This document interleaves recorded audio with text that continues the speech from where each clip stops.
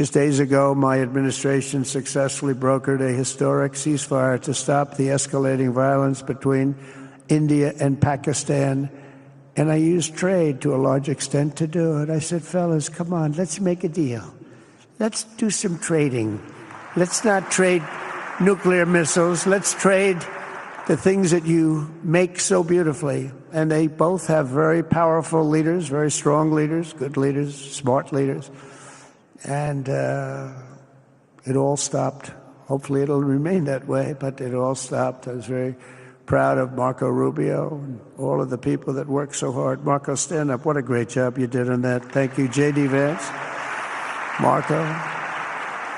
The whole group worked with you, but it was a great job. And I think they're actually getting along. Maybe we can even get them together a little bit, Marco, where they go out and have a nice dinner together. Wouldn't that be nice?